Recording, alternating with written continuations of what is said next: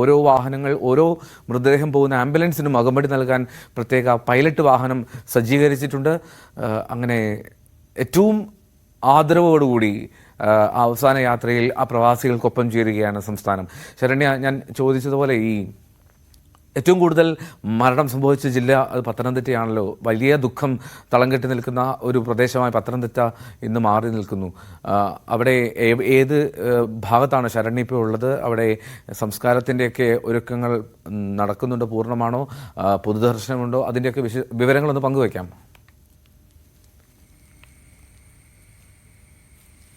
എൽദോ, ഈ സംഭവത്തിൽ ഏറ്റവും അധികം ആളുകൾ മരണപ്പെട്ട സ്ഥലങ്ങളിൽ ഒന്നാണ് ഈ പത്തനംതിട്ട ജില്ല. ഇവിടെ നിന്നും 6 പേരാണ് ഈ കുവൈറ്റിൽ ജോലി തേടി പോയ ഈ സംഭവത്തിൽ അവിടെ തീപിടുത്തത്തെ തുടർന്ന് മരണമടഞ്ഞത്. അതിന്റെ ഒരു ആഘാതത്തിലാണ് ഈ നാട് എന്ന് തന്നെ നമുക്ക് പറയാം. അതിന്റെ ഒരു ദുഃഖം എല്ലാ ഇടങ്ങളിലും നമുക്ക് കാണാൻ കഴിയുന്നുമുണ്ട്. എന്തായാലും ഇന്ന് 6 പേർ, ഇതിൽ 5 പേർ പത്തനംതിട്ടയിൽ തന്നെയാണ് ഇപ്പോൾ താമസിക്കുന്നത്. അതിൽ ഒരാൾ മാത്രം, നിരണം സ്വദേശിയായ മാത്യു തോമസ് മാത്രം ഇപ്പോൾ പാണ്ടനാടാണ്. അദ്ദേഹത്തിന്റെ ഭാര്യയും കുടുംബവും ഒക്കെ താമസിക്കുന്നത്. അതുകൊണ്ട് തന്നെ അദ്ദേഹത്തിന്റെ സംസ്കാരം പാണ്ടനാട് വെച്ചാണ് ഉണ്ടാവുക എന്നുള്ളതാണ്. ഞാനിപ്പോൾ ഉള്ളത് അട്ടച്ചാക്കൽ എന്ന സ്ഥലമാണ്. അവിടെയാണ് സജു വർഗീസ് എന്ന ആൾ, അതായത് അദ്ദേഹത്തിന്റെ വീട് ഇവിടെയാണ്. ആ വീടാണ് നമ്മൾക്ക് പിറകിലായി കാണുന്നത്. തിങ്കളാഴ്ചയായിരിക്കും അദ്ദേഹത്തിന്റെ സംസ്കാരം എന്നുള്ളതാണ് നമുക്കിപ്പോൾ അറിയാൻ കഴിഞ്ഞിട്ടുള്ളത്. എന്തായാലും നമ്മളോട് അദ്ദേഹത്തിന്റെ ഇടവകയുമായി ബന്ധപ്പെട്ട ഒരാളുണ്ട്, അദ്ദേഹത്തോട് തന്നെ ചോദിക്കാം, എങ്ങനെയായിരിക്കും തുടർന്നുള്ള കാര്യങ്ങൾ? ഇന്ന് ബോഡി പത്തനംതിട്ടയിലേക്ക് എത്തിച്ചേരുമെന്നാണ് പ്രതീക്ഷിക്കുന്നത്. തത്തനുള്ള മോർച്ചറിയിൽ സൂക്ഷിച്ച ശേഷം തിങ്കളാഴ്ച രാവിലെ ഭവനത്തിലേക്ക് കൊണ്ടുവരികയും തിങ്കളാഴ്ച 1 മണിക്ക് ഭവനത്തിലെ ശുശ്രൂഷകൾ ആരംഭിക്കുകയും അതിനുശേഷം 2 മണിക്ക് അട്ടച്ചാക്കൽ സെന്റ് തോമസ് മാർത്തോമ ഇടവകയിൽ സംസ്കാരം നടക്കപ്പെടുകയുമാണ്. റാന്നി നിലയ്ക്കൽ ഭദ്രാസനാധിപൻ ഡോക്ടർ ജോസഫ് മാർ ബർണബാസ് സഫർഗൻ തിരുമേനിയുടെ നേതൃത്വത്തിൽ ശവസംസ്കാര ശുശ്രൂഷ നടക്കുന്നതായിരിക്കും. ബന്ധുക്കളൊക്കെ എത്തിയിരുന്നു ഇവിടെ? എല്ലാവരും എത്തിച്ച് പരമാവധി ആളുകൾ എത്തിച്ചേർന്നിട്ടുണ്ട്. നാട്ടിലെ എല്ലാവരും സ്ഥലത്ത് എത്തിച്ചേർന്നിട്ടുണ്ട്. അതാണ് സജി വർഗീസിന്റെ സംസ്കാരം തിങ്കളാഴ്ചയാകുമെന്നുള്ളതാണ്. അട്ടച്ചാലിലെ തന്നെയുള്ള സെന്റ് തോമസ് മാർത്തോമ പള്ളിയിലാണ് അദ്ദേഹത്തിന്റെ സംസ്കാരം നടക്കുക. ഇന്ന് എത്തിക്കുന്ന മൃതദേഹം എടത്തട്ടയിൽ മോർച്ചറിയിൽ സൂക്ഷിക്കുമെന്നുള്ളതാണ് വ്യക്തമാക്കിയിട്ടുള്ളത്. മറ്റുള്ളവരുടെ, അതായത് ഇന്ന് സംസ്കാരം നടക്കുന്നത് ഇവിടെ മുരളീധരൻ നായരുടെ, വാഴമുട്ടം സ്വദേശിയായ മുരളീധരൻ നായരുടെ സംസ്കാരമാണ് നടക്കുക. അദ്ദേഹത്തിന്റെ മാത്രം ബാക്കിയുള്ളതെല്ലാം ശനി, തിങ്കൾ ദിവസങ്ങളിലായി മാറ്റിയിട്ടുണ്ട്. ആകാശിന്റെ സംസ്കാരം, പന്തളം സ്വദേശിയായ ആകാശിന്റെ സംസ്കാരം നടക്കുക ശനിയാഴ്ചയാണ്. ഒപ്പം തിരുവല്ല തോമസി ഉമ്മന്റെ അതെന്നാണ് എന്നുള്ളത് തീരുമാനമായിട്ടില്ല. മോർച്ചറിയിലേക്ക് മാറ്റുമെന്നുള്ളതാണ് പറഞ്ഞിരിക്കുന്നത്. ഒപ്പം സിബിൻ, കീഴ്വായ്പൂർ സ്വദേശിയായ സിബിന്റെ സംസ്കാരവും തിങ്കളാഴ്ചയാണ്. പലയിടങ്ങളിൽ നിന്ന് ആളുകൾ എത്തേണ്ടതൊക്കെയുണ്ട്, അടുത്ത ബന്ധുക്കൾ എത്തേണ്ടതുണ്ട്, പള്ളിയിൽ ക്രമീകരണങ്ങൾ നടത്തേണ്ടതുണ്ട്. അതുകൊണ്ട് തന്നെ ഇന്ന് മുരളീധരൻ നായരുടെ സംസ്കാരം മാത്രമാണ് നടക്കുക. അതിനുള്ള തയ്യാറെടുപ്പുകൾ വാഴമുട്ടത്തെ വീട്ടിൽ ആരംഭിച്ചു കഴിഞ്ഞിട്ടുണ്ട്. ഭൌതിക ശരീരം ഏറ്റുവാങ്ങുന്നതിനായി ഇവിടെ നിന്നും എല്ലാവരുടെയും തന്നെ ബന്ധുക്കൾ നെടുമ്പാശ്ശേരി എയർപോർട്ടിലേക്ക്, വിമാനത്താവളത്തിലേക്ക് അവരെല്ലാവരും എത്തിയിട്ടുണ്ട്.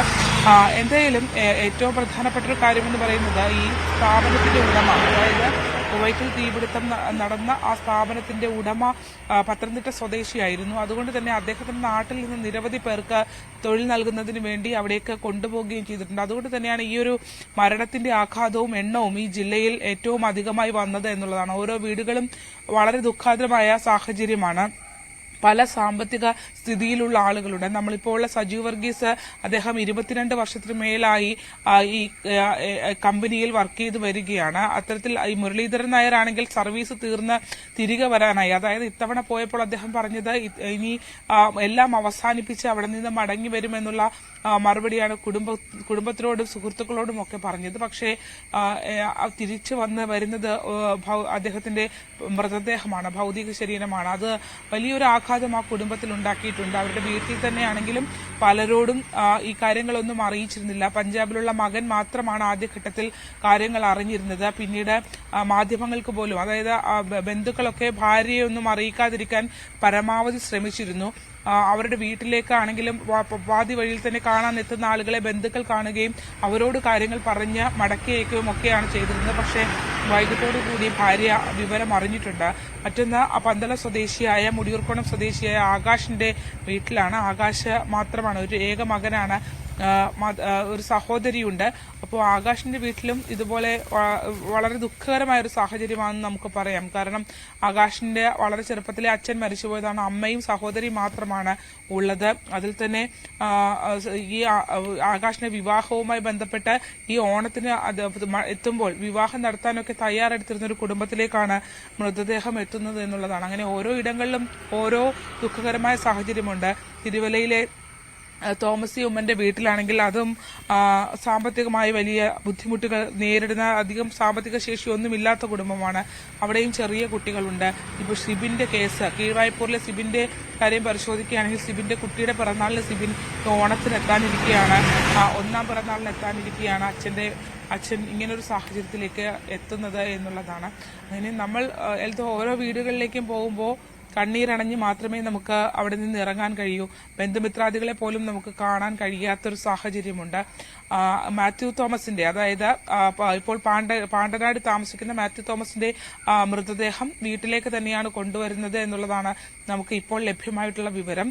പക്ഷേ അദ്ദേഹത്തിന്റെ തന്നെ അടുത്ത ഒരു ബന്ധുവാണ് പായിപ്പാട് ഈ കുവൈറ്റിൽ തന്നെ ഉള്ള ഈ സംഭവത്തിൽ മരിച്ചിട്ടുള്ളത്. രണ്ട് അടുത്ത ബന്ധുക്കളായ 2 പേരാണ് മരിച്ചത്. അതുകൊണ്ട് തന്നെ ആ സംസ്കാരങ്ങളുടെ ഭാഗമായുള്ള ക്രമീകരണങ്ങളൊക്കെ ഒരുക്കേണ്ടതുണ്ട്. അതുകൊണ്ടാണ് പായിപ്പാട് സ്വദേശി പാണ്ടനാടുള്ള മാത്യു തോമസിന്റെ സംസ്കാരം ഇന്ന് നടക്കാത്തത്. എന്തായാലും ശനി തിങ്കൾ ദിവസങ്ങളിലായാണ് ഏറ്റവും അധികം സംസ്കാരം നടക്കുക. ഇന്ന് വാഴമുട്ടം സ്വദേശി മുരളീധരൻ നായരുടെ സംസ്കാരം മാത്രമാണ് നടക്കുന്നത്. അതിനുള്ള ക്രമീകരണങ്ങൾ വീട്ടിൽ ഒരുങ്ങിക്കൊണ്ടിരിക്കുകയാണ്. എൽദോ, ശരണ്യ സൂചിപ്പിച്ചതുപോലെ ഓരോ വീടുകളിലും വലിയ ദുഃഖം തളർന്നിട്ട് നിൽക്കുന്ന പല സാഹചര്യങ്ങൾ, പല അന്തരീക്ഷങ്ങളിൽ നിന്ന് വരുന്ന ആളുകളാണ്. ശരണ്യ, ഈ അവിടെ ജില്ലാ ഭരണകൂടം ഇതിന്റെ ഒരുക്കങ്ങൾക്കൊക്കെ നേതൃത്വം നൽകുന്നുണ്ടോ? ഈ സംസ്കാരം സംബന്ധിച്ച് പൂർണ്ണമായും പോലീസിന്റെ പൈലറ്റ് അകമ്പടിയോടുകൂടി തന്നെ അവിടേക്ക് മൃതദേഹങ്ങൾ എത്തിക്കുമെന്നാണ് മിനിസ്റ്റേഴ്സ് അറിയിച്ചിട്ടുള്ളത്.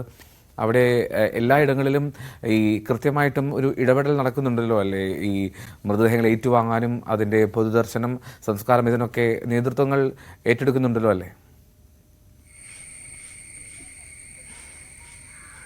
അതെ എൽദോ, ഇവിടെ നിന്നും ഔദ്യോഗികമായി ജില്ലാ ഭരണകൂടത്തെ പ്രതിനിധാനം ചെയ്തുകൊണ്ടുള്ള ഉദ്യോഗസ്ഥർ അവിടെ എയർപോർട്ടിലേക്ക് എത്തിയിട്ടുണ്ട്. അവരായിരിക്കും ഈ ബന്ധുക്കൾക്കൊപ്പം തന്നെ മറ്റ് ക്രമീകരണങ്ങൾ ഒരുക്കുകയും സർക്കാർ നടപടികൾ പൂർത്തീകരിച്ച് ബന്ധുക്കൾക്ക് ഈ മൃതദേഹങ്ങൾ വിട്ടു നൽകുന്നതിന് വേണ്ടിയുള്ള കാര്യങ്ങൾക്ക് ഏകോപിപ്പിക്കുന്നതിന് വേണ്ടിയുള്ള ഉദ്യോഗസ്ഥർ ഇവിടെ നിന്ന് പുറപ്പെട്ടിട്ടുണ്ട്. അവരവിടെ എത്തിയിട്ടുമുണ്ട്. അവരായിരിക്കും അതിന് നേതൃത്വം നൽകുക. അതിനുശേഷം ഇവിടേക്ക് ഓരോ വീടുകളിലേക്കും മരിച്ചവരുടെ ഭൗതിക ശരീരങ്ങൾ എത്തിക്കുന്നതിന് വേണ്ടിയുള്ള നടപടിക്രമങ്ങളും നോക്കുന്നുണ്ട്. ഒപ്പം വിവിധയിടങ്ങളിൽ തന്നെ ഇന്നലെ തന്നെ മരണ വീടുകളിലെല്ലാം തന്നെ വിവിധ തഹസിൽദാരും ഒക്കെ എത്തി അവർ തന്നെയാണ് ഔദ്യോഗികമായി മരണവിവരം ഒക്കെ അറിയിച്ചിട്ടുള്ളത്. അത്തരത്തിലുള്ള ക്രമീകരണങ്ങളൊക്കെ ഉദ്യോഗസ്ഥരുടെ ഭാഗത്തു നിന്ന് ഉണ്ട് എന്നുള്ളതാണ്. എന്തായാലും ഇതിപ്പോ നമുക്കറിയാം, പല വീടുകളിലും ഇന്നലെയൊക്കെ അറിയിക്കാൻ കഴിയാത്തൊരു സാഹചര്യം. അടുത്ത ബന്ധുക്കൾക്ക് അറിയാം, വീട്ടിൽ 1-2 പേർക്ക് അറിയാമെങ്കിലും ഭാര്യയൊന്നും അറിയിക്കാത്ത സാഹചര്യമൊക്കെ ഉണ്ടായിരുന്നു. അത്തരം പരിമിതികളൊക്കെ ഉണ്ടെങ്കിൽ പോലും എല്ലായിടങ്ങളിലും അവർ കൃത്യമായ ഒരു ക്രമീകരണം ഒരുക്കുന്നതിന് വേണ്ടിയുള്ള കാര്യങ്ങൾ ചെയ്യുന്നുണ്ട്. മാത്രമല്ല, നമുക്കറിയാമല്ലോ, സംസ്ഥാന സർക്കാരിന്റെ അകമ്പടിയോടുകൂടി തന്നെയാണ് ഈ ഭൗതിക ശരീരങ്ങൾ നാട്ടിലേക്ക് എത്തിക്കുന്നത്. പല സമയങ്ങളിലായാണ് ഈ സംസ്കാരം നടക്കുന്നത്. അതുകൊണ്ട് തന്നെ ഇന്നിപ്പോൾ മുരളീധരൻ നായരുടെ മാത്രമേ ഉള്ളൂ അതിനകത്താണ് കേന്ദ്രീകരിക്കുന്നത്. ബാക്കിയുള്ളവരുടെയൊക്കെ മൃതദേഹങ്ങൾ മോർച്ചറിയിലേക്കും ഒക്കെ മാറ്റുമെന്നുള്ളതാണ്. എത്ര പേരുടെ മൃതദേഹം ഇന്ന് വീട്ടിൽ പൊതുദർശനത്തിന് വെക്കുമെന്നതിനെ സംബന്ധിച്ചൊരു അന്തിമ തീരുമാനം ഇപ്പോൾ ആയിട്ടില്ല. എൽദോ, ഓക്കെ. ശരണ്യ സ്നേഹജനാണ് വിവരങ്ങൾ പങ്കുവച്ചിട്ടുണ്ടിരുന്നത്. പത്തനംതിട്ടയിലാണ് ഏറ്റവും കൂടുതൽ ദുഃഖം ഉള്ള സാഹചര്യം.